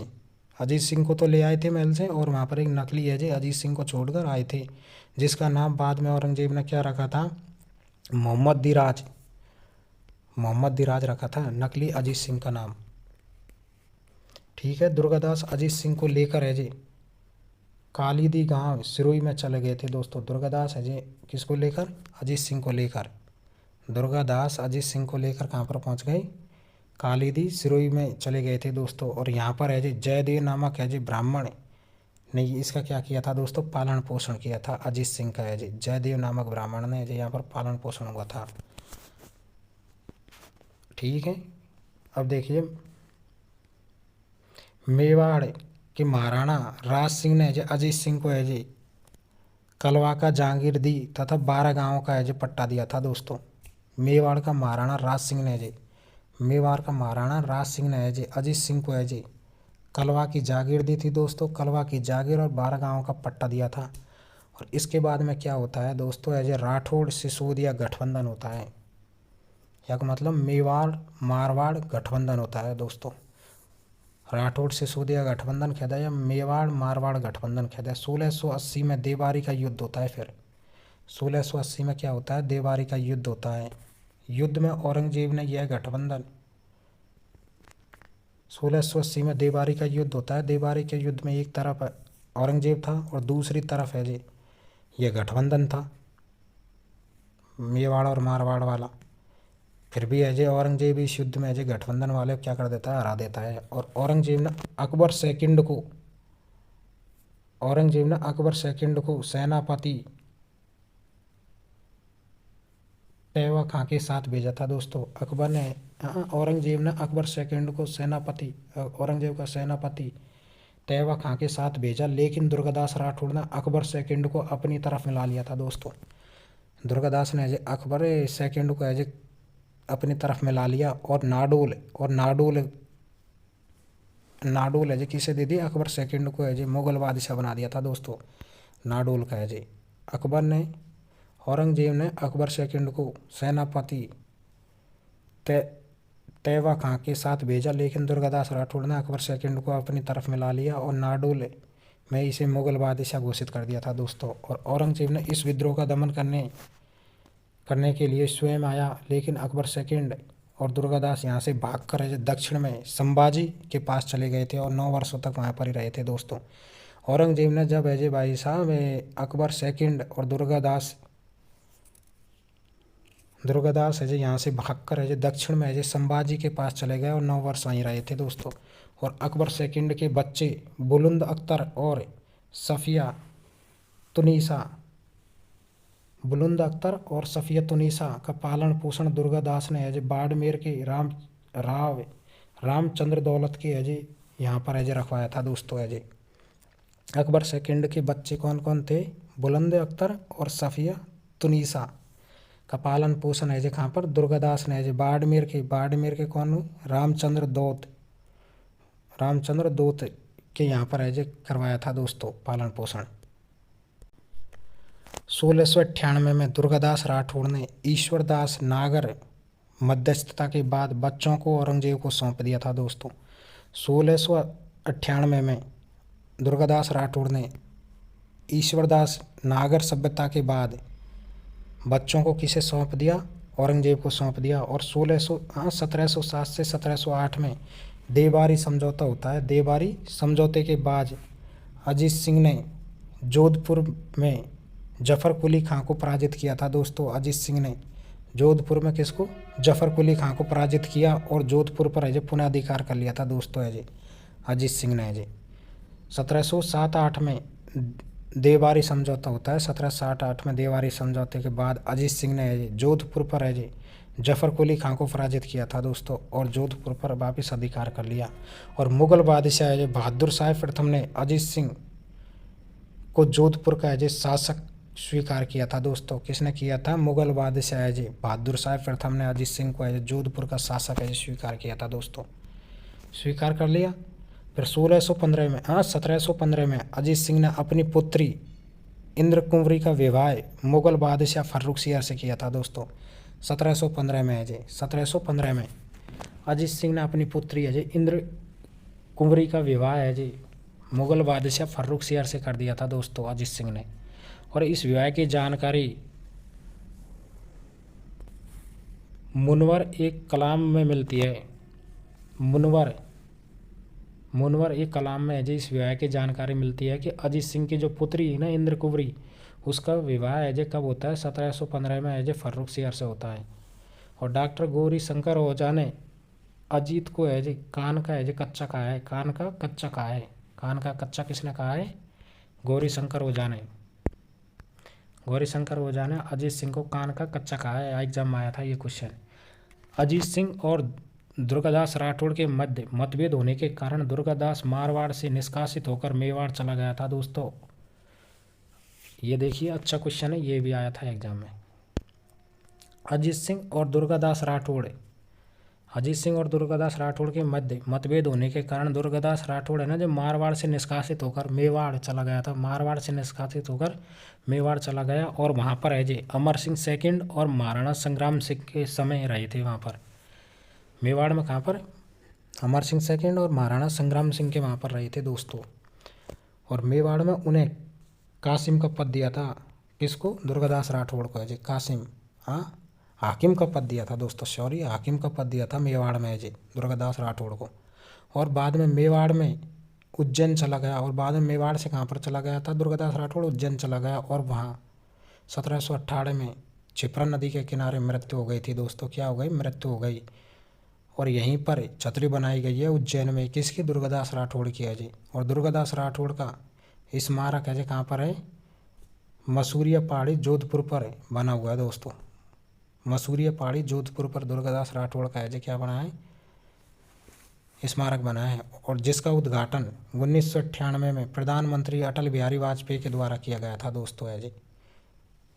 इस का है जी दुर्गादास राठौड़ का स्मारक मसूरिया पहाड़ी जोधपुर में बना है, जिसका उद्घाटन 1998 में प्रधानमंत्री अटल बिहारी वाजपेयी के द्वारा किया गया था। और 1724 में अजीत सिंह के पुत्र था भक्त सिंह ने अजीत सिंह की हत्या कर दी थी दोस्तों जी। 1724 में अजीत सिंह का पुत्र था भक्त सिंह ने अजीत सिंह की हत्या कर दी, इसलिए भक्त सिंह को मेवाड़ का दूसरा है जो पितरंत माना जाता है, मेवाड़ का दूसरा पितरंत माना जाता है। अब मैं आगे है जी बाद में देखता हूँ दोस्तों। मारवाड़ में आगे देखता हूँ अभय सिंह का कार्यकाल रहता है 1724 से लेकर 1749 तक है जी। अभय सिंह के पिता का नाम हो जाएगा अजीत सिंह, पिता का नाम क्या हो जाएगा, अजीत सिंह। अब अभय सिंह है ना, इसके दरबारी विद्वान कौन कौन थे, एक तो थी कन्नीदान था, एक वीरभाण था, कन्नीदान, वीरभाण, पृथ्वी भट्ट, जगजीवन भट्ट और सूरती मिश्र और माधोराम। एक बार वापस देखिए दरबारी विद्वान कौन कौन थे, कन्नीदान था, वीरभाण, पृथ्वी भट्ट, जगजीवन भट्ट, सूरती मिश्र और माधोराम। अब कन्नीदान है ना, इसकी रचना हो जाएगी सूरज प्रकाश। कौन सी रचना हो जाएगी, सूरज प्रकाश हो जाएगी। वीरभाण की जो कौन सी हो जाएगी, राजरूपक हो जाएगी। वीरभाण कौन सी हो जाएगी, राजरूपक हो जाएगी। पृथ्वी भट्ट की हो जाएगी अभिनय विलास है किसकी हो जाएगी, पृथ्वी भट्ट की हो जाएगी। जगजीवन भट्ट की हो जाएगी अभय उदय किसकी हो जाएगी, जगजीवन भट्ट की हो जाएगी। सूरती मिश्र की हो जाएगी अमर चंद्रिका किसकी हो जाएगी, सूरती मिश्र की हो जाएगी। माधोराम की कौन सी हो जाएगी, शंकर पच्चीसी है जो किसकी हो जाएगी, शंकर पच्चीसी हो जाएगी, माधोराम की हो जाएगी। अब इसके बाद में आगे देखते हैं। अभय सिंह ने अहमदाबाद युद्ध में जो बुंदेल खां को हराया था, किसको हराया था दोस्तों, बुंदेल खां को हराया था। और शंभू बाण तोप को छीन लिया था अभय सिंह ने अहमदाबाद युद्ध में है जो किसको हराया था, बुंदेल खां को हराया और शंभू बाण तोप को छीन लिया था इस पे से है जी। और मान्यताओं के अनुसार इस युद्ध में है जी राणाबाई ने अभय सिंह को बताया था। मान्यताओं के अनुसार इस युद्ध में है जी किसने, राणाबाई ने है जी अभय सिंह को बताया था। और राणाबाई को है राजस्थान के दूसरे मीरा कहते हैं दोस्तों, ये क्वेश्चन अच्छा है। राणाबाई को है राजस्थान क्या कहते हैं, दूसरे मीरा कहते हैं। और राम रूपक ग्रंथ है ना, राम रूपक ग्रंथ, और राम रूपक ग्रंथ में इस युद्ध का आंखों देखा है जो हाल है दोस्तों, है जो आंखों देखा हाल कहाँ मिलता है, राम रूपक ग्रंथ है ना, इसमें मिलता है। ये राम रूपक ग्रंथ है जो वीर बाण का हो जाएगा दोस्तों, वीर बाण का। अब खेजड़ी गांव की घटना देखिए दोस्तों, खेजड़ी गांव की घटना ये 1730 ईस्वी में होती है, जोधपुर में। कहाँ पर होती है, जोधपुर में है जी। महाराजा है अभय सिंह के समय है जी, किसे, महाराजा अभय सिंह के समय हाकिम गिरधारी दास है नहीं, महाराजा अभय सिंह के समय हाकिम गिरधारी दास के आदेश पर है जो पेड़ काटे गए थे दोस्तों। क्या काटे गए थे, पेड़ काटे गए थे। और इन्हें बचाने के लिए अमृता देवी बिश्नोई सहित है जी, अमृता देवी बिश्नोई सहित है जी 363 लोग शहीद हुए थे दोस्तों। कितने हुए थे, 363 लोग शहीद हुए थे दोस्तों, जिनमें से है जी 294 तो पुरुष थे और 69 महिलाएं थी दोस्तों। 294 पुरुष और 69 क्या थी, महिलाएं थी। अमृता देवी अपनी अजय 3 पुत्रियों सहित और एक पति के साथ अजय शहीद हुई थी दोस्तों। पति का नाम है रामोजी, पति का नाम क्या है, रामोजी। और पुत्रियों का नाम है आसूती, भानु और रत्नी, आसूती, भानु और रत्नी। अब अमृता देवी बिश्नोई अजय पुरस्कार 1994 में प्रारंभ हुआ था दोस्तों। कब हुआ था, 1994 में हुआ था। अमृता देवी बिश्नोई पुरस्कार है, कब हुआ, 1994 में हुआ। और पहला व्यक्ति कौन था, गंगाराम अजय बिश्नोई था। गंगाराम बिश्नोई है जो पहला व्यक्ति पाने वाला अमृता देवी बिश्नोई पुरस्कार को, गंगाराम बिश्नोई था दोस्तों। कौन था, गंगाराम बिश्नोई। और खेजड़ी दिवस कब मनाया जाता है, 12 सितंबर को मनाया जाता है, 12 सितंबर को मनाया जाता है। पहली बार है जो कब मनाया था, 1978 में। पहली बार कब मनाया था, 1978 में मनाया था, पहली बार 1978 मनाया था।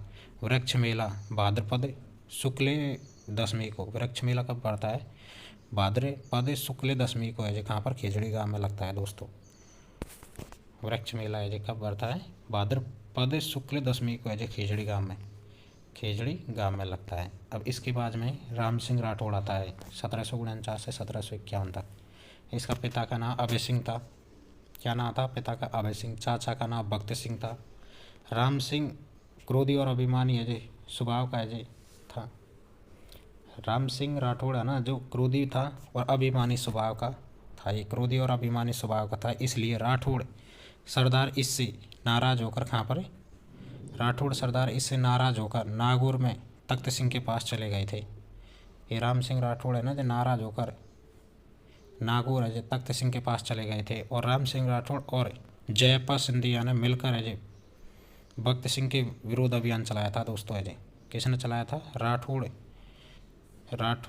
राम सिंह राठौड़ और जयप्पा सिंधिया ने मिलकर है तख्त सिंह के खिलाफ है क्या चलाया था, अभियान चलाया था दोस्तों, अभियान चलाया। और तख्त सिंह ने मराठा राव होलकर से देख, राम सिंह और जयप्पा सिंधिया मिलकर है तख्त सिंह के विरुद्ध अभियान चलाते हैं। और इधर है तख्त सिंह ने है मराठा है ना, मराठा राव होलकर का है सहयोग लिया, जिससे है तख्त सिंह विजयी हो जाता है। तख्त सिंह क्या हो जाता है, विजयी हो जाता है। तख्त सिंह ने किसका वो लिया था, मराठा है राव होलकर का सहयोग लेकर है ये विजयी हो जाएगा। अब तख्त सिंह के बारे में देख लेता हूँ मैं थोड़ा सा। तख्त सिंह का शासनकाल रहता है 1751 से 1752 तक। तख्त सिंह ने अभय सिंह के कहने पर पिता अजीत सिंह की हत्या की थी। तख्त सिंह ने अपने पिता किसकी, अजीत सिंह की हत्या की थी। किसके कहने पर, अभय सिंह के कहने पर। और अभय सिंह ने तख्त सिंह को नागौर दिया था, एक तो नागौर दिया और जालोर देने का वादा किया था दोस्तों ये अभय सिंह ने तख्त सिंह को। और तख्त सिंह ने अजमेर को भी जीता था दोस्तों। किसे, अजमेर को भी जीता। अब तख्त सिंह के बाद में आ जाएगा विजय सिंह 1752 से लेकर 1793 ईस्वी तक रहता है विजय सिंह। पिता का नाम तख्त सिंह था। 1754 में राम सिंह और जयप्पा सिंधिया ने विजय सिंह को हराया था दोस्तों। राम सिंह और जयप्पा सिंधिया ने किसे हरा दिया, विजय सिंह को हरा दिया था। यह तख्त सिंह का जो पुत्र था विजय सिंह इसे हरा दिया था, राम सिंह और जयपाल सिंधिया ने। और 1755 ईस्वी में विजय सिंह ने जयपाल सिंधिया को धोखे से मरवा दिया था दोस्तों। ये विजय सिंह है ना, इसने ये जयपाल सिंधिया को क्या कर दिया, धोखे से मरवा दिया। और जयपाल सिंधिया की अजय समाधि स्थल कहाँ है, ताऊसर बांसगांव मेड़ता में है। ताऊसर बांसगांव मेड़ता में जयपाल सिंधिया की समाधि है दोस्तों, है ना। और जयपाल सिंधिया के बाद इसका भाई दत्ता सिंधिया मराठों का है सरदार बना था दोस्तों। जयपाल सिंधिया के बाद इसका भाई कौन, दत्ता सिंधिया है क्या बना था, मराठों का सरदार बना था। और 1756 में विजय सिंह ने मराठा और राम सिंह से संधि कर ली थी दोस्तों।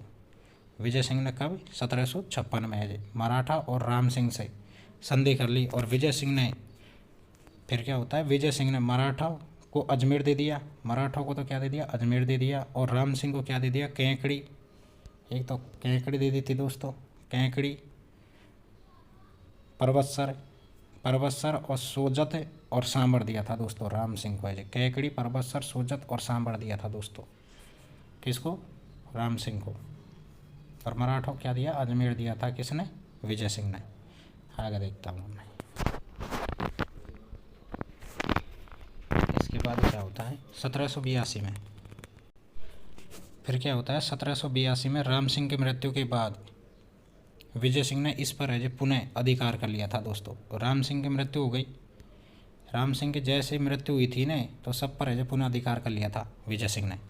और 1781 में मुगल बादशाह शाह आलम सेकंड की आज्ञा से टकसाल स्थापित की थी। 1781 में मुगल बादशाह था ना, शाह आलम सेकंड की आज्ञा से क्या की थी, टकसाल स्थापित की थी। और विजय सिंह सिक्के चलाए थे दोस्तों जोधपुर में। विजय सिंह सिक्के कहाँ पर चलाए थे, जोधपुर में चलाए। और 1787 में तुंगा के युद्ध के बाद विजय सिंह ने अजमेर पर पुनः अधिकार कर लिया था दोस्तों। अजमेर पर क्या कर लिया, पुनः अधिकार कर लिया था दोस्तों 1787 में तुंगा के युद्ध के बाद विजय सिंह ने अजमेर पर पुनः अधिकार कर लिया। और 1790 में पाटन के युद्ध में वापस दे दिया इसे, पाटन का युद्ध में वापस दे दिया 1790 में। और विजय सिंह की पासवान है गुलाब राय थी दोस्तों। विजय सिंह की पासवान कौन थी, गुलाब राय थी दोस्तों। कौन थी, गुलाब राय थी, जिसे मारवाड़ की नूरजहाँ कहा जाता है। मारवाड़ की नूरजहाँ किसे कहा जाता है, गुलाब राय को कहा जाता है दोस्तों। गुलाब राय को किसने कहा था, कवि श्यामल दास ने कहा था मारवाड़ की नूरजहाँ। गुलाब राय किसकी पासवान थी, विजय सिंह की पासवान थी दोस्तों। इसके बाद में आ जाएगा भीम सिंह। कौन आ जाएगा, भीम सिंह। ये 1793 से 1803 तक रहता है। इसकी सगाई कृष्ण कुमारी से हुई थी दोस्तों, भीम सिंह की। किसकी हुई थी, कृष्ण कुमारी से। इसके बाद में अगला शासक कौन आ जाएगा, मान सिंह आ जाएगा, जिसे सन्यासी राजा भी कहते हैं। मान सिंह या सन्यासी राजा 1803 से 1843 तक। इसका दीवान था इंद्रराज सिंघवी। इसका दीवान कौन था, इंद्रराज सिंघवी था दोस्तों मान सिंह का। और इसके गुरु कौन थे, आयस देवनाथ। आयस देवनाथ थे दोस्तों मान सिंह के गुरु। आयस देवनाथ की भविष्यवाणी से ही जोधपुर के राजा बने थे मान सिंह। आयस देवनाथ इसके गुरु थे मान सिंह के, इसकी भविष्यवाणी से ये। अब मान सिंह की रचना कौन कौन सी हैं उनको देखिए। नाथ पुराण, एक तो नाथ पुराण, नाथ चरित्र, नाथ संहिता और बिहारी सतसई टीका। बिहारी सतसई टीका है एक। और एक हो जाएगी मान विचार, एक हो जाएगी जलधर चरित्र। मान विचार और जलधर चरित्र हो जाएगी। एक बार वापस देख लीजिए, नाथ पुराण, नाथ चरित्र, नाथ संहिता, बिहारी सतसई टीका, मान विचार और जलधर चरित्र। जलधर चरित्र। अब दरबारी विद्वान कौन कौन थे मान सिंह के, बाकी दास था इसका दरबारी विद्वान। मान सिंह का कौन था, बाकी दास। अब इसकी रचना देख लीजिए बाकी दास की। बाकी दास री खयात, मान जैसो मंडल, मान जैसो मंडल, दातार बावनी, दातार बावनी, नाथ प्रस्तुति, आयो एंग्रेज,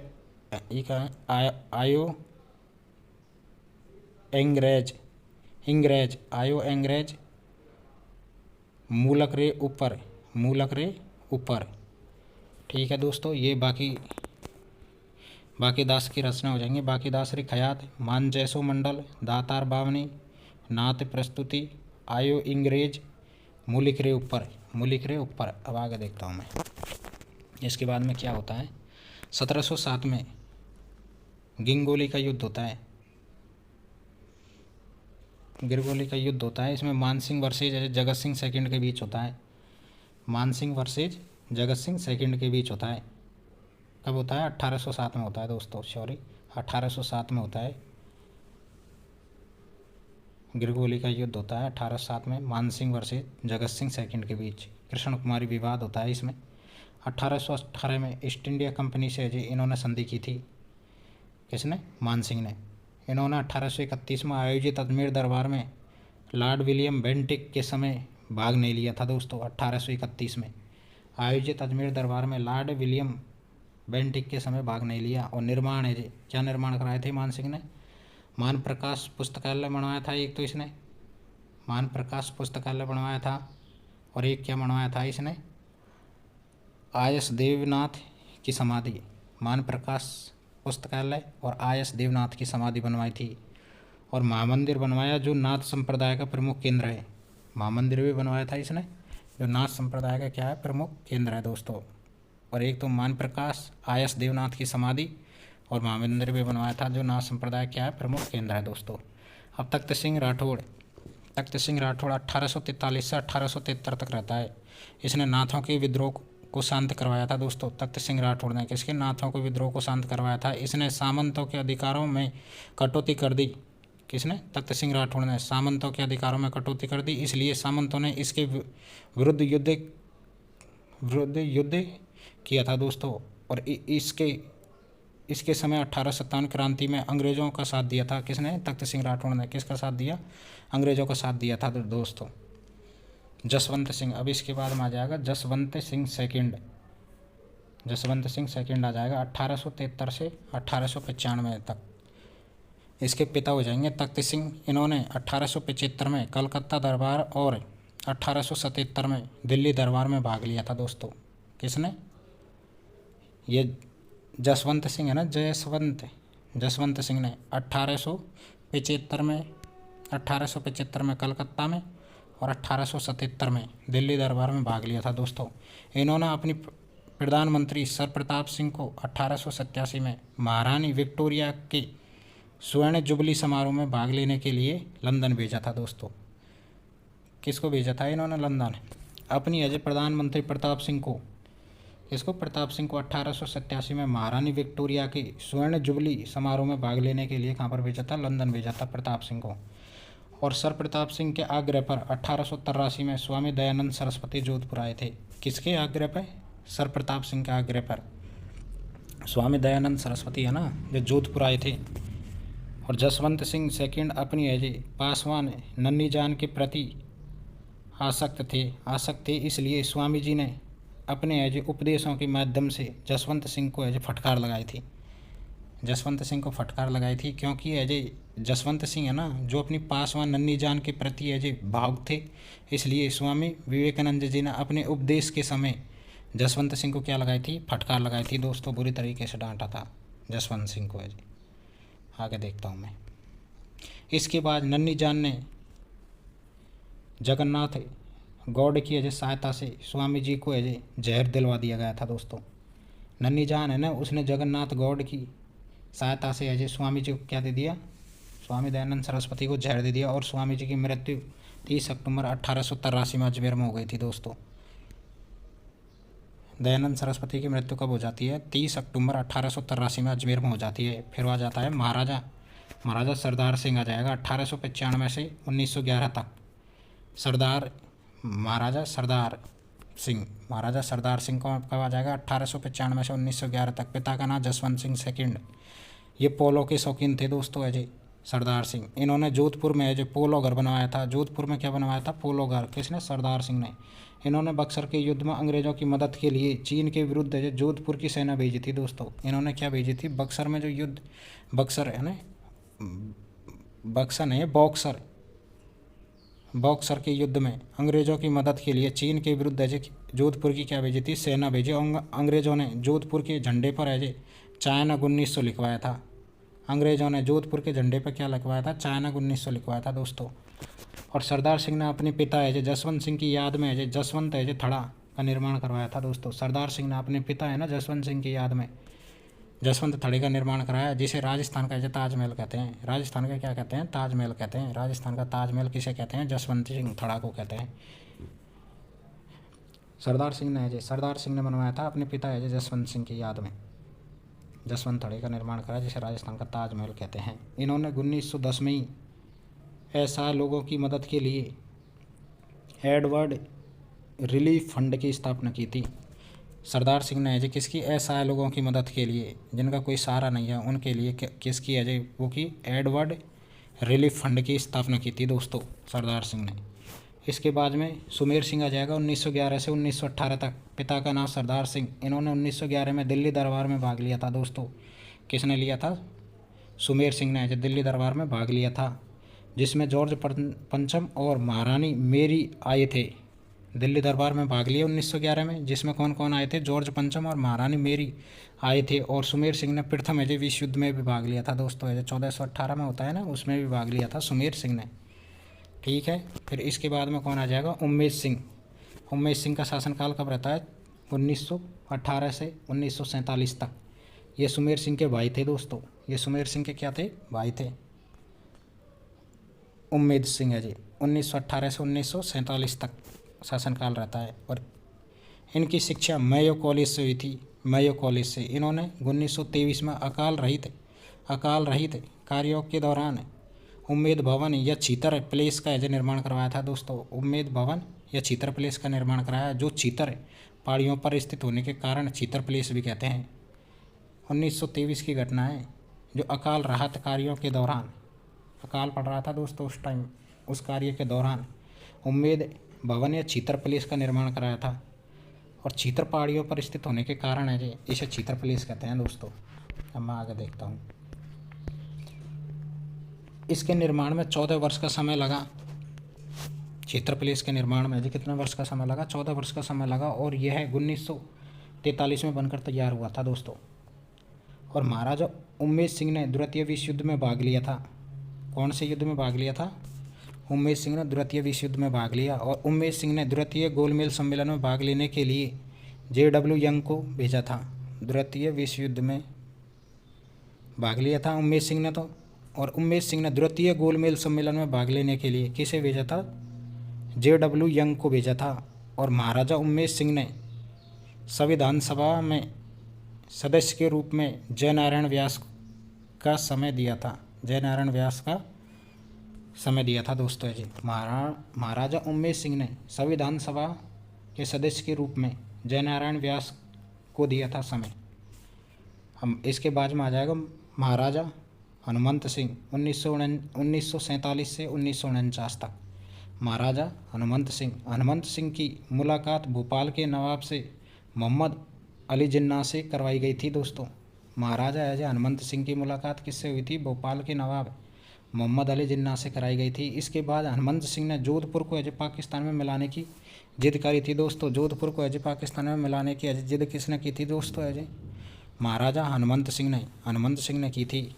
हनुमंत सिंह को जोधपुर का अंतिम महाराजा माना जाता है। जोधपुर का अंतिम महाराजा किसे माना जाता है? हनुमंत सिंह को माना जाता है। और ये राजस्थान एकीकरण के समय 4 चरणों में वरिष्ठ उपराज्य प्रमुख बने थे दोस्तों। कौन बने थे? हनुमंत सिंह यह राजस्थान के एकीकरण के समय चौथे चरण में वरिष्ठ उपराज्य प्रमुख बने थे दोस्तों। कौन बने थे? चौथे चरण के वरिष्ठ उपराज्य प्रमुख बने थे। और हनुमंत सिंह ने जोधपुर का कौन है? ये अंतिम राजा है दोस्तों, अंतिम राजा। और इन्होंने पाकिस्तान में मिलाने की मांग करी थी दोस्तों। ठीक है दोस्तों, ये मारवाड़ का इतिहास ख़त्म होता है। पूरी वीडियो देखने के लिए आपका थैंक यू, धन्यवाद। वीडियो अच्छी लगे तो लाइक करना। Thank you, tata, bye bye.